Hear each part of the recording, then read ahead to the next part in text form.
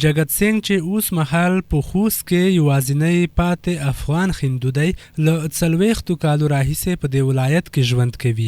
نوموړی وایي شاوخوا 15 کاله کېږي چې د مسالو پر کوچني دوکان خپل ژوند پر مخ وړي او که څه هم کورنۍ یې له جګړو وروسته هند او پاکستان ته کډه شوي خو دی لا هم په خوست کې پاتې شوی. زه 40 کاله کېږي خوست کې اوسېږم او 15 کاله مو دغه د دوکاندارۍ شو د مسالې خرڅول بازار کې. مخکې کورنۍ وه، زه اوس یوازې اوسېږم، کورنۍ دلته نه لرم.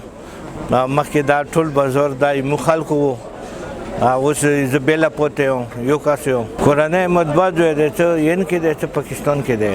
جګت سنګ د خپلې کورنۍ د تلو ورځو ته په اشاره وایي کله چې خپلوان کډه کېدل دا یې خفه و خو دا وطن او خلک یې خپل ګڼل نو د تلو اراده یې پرېښوده. هغه وایي چې ان کاناډا او نورو هیوادونو ته د تلو وړیا فرصتونه ورته وو خو د خوست د خلکو مینه او ملګرتیا یې د پاتې کېدو تر ټولو ستر لامل و. خلکو نه خدای دې خوشحال کړي، زه ډېر خوښ یم. ویلې چې دا ټول وطنوال دي، ما ته دا نه محسوسېږي چې زه بېله یوازې یم. کلي کې زه ځای لرم، زه ډېر اکثر بازار کې پاتې کېږم. ټول لوړو خو دا خلک دغه خوست خلک چې کوم دي یا دولت شو دا زما خوښ وو. زه دې په خاطر باندې زه نه لاړم، کنې زه کاناډا ته مفت لاړ شولم. هغه وایي د خوست د خلکو په خوښیو، ودونو او ټولنیزو مراسمو کې هم ګډون کاوه خو اوس چې یوازې دی ځینې ستونزې ورسره شته.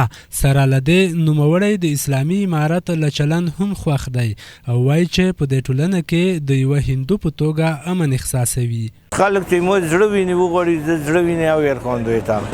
ما ته هر خدمت دوی ته پخوا وخت کې خو داسې و چې مونږ چوره وو، دا ټول بازار یې مونږ هندوانه وو. د خلک چې کوم دي د مسلمانان شو، د نور خوستوال شولو، بیا ټوله سودا مونږ کوله. هغه وخت کې ودو ته یو بل سره تللو، بله تللو. اوس خو دا دی چې زه یو کس پاتې یم، خامخا لکه لږ مشکل وي. هغه وایي د مذهبي مراسمو لپاره ځانګړی ځای نه لري خو کله چې اړتیا وي په خپل کوچني اتاق کې یې ترسره کوي. نوموړی د حکومتي مرستو غوښتنه هم لري او ټینګار کوي چې که اسلامي امارت ورسره مرسته وکړي غواړي د دوی په کلي پریمنګر کې ویجاړ شوی مندر ورته ورغول شي. دا اوس کوم طالبان دي دا زمونږ کلیوال دي ټول که نه ویلې پښتانه دي، د دې خوست خلک دي او زه نه خوشحاله یم. ماسې کومه کړی دی، زه ټول خلک یې لرې کړي دي، زه یې پرېږدولی یم سړک په سر باندې. دولت داسې دی، دولت باندې زه حق هم لرم چې ما سره ما وغواړي، ما سره پوښتنه وکړي، ما سره مثال مرسته وکړي.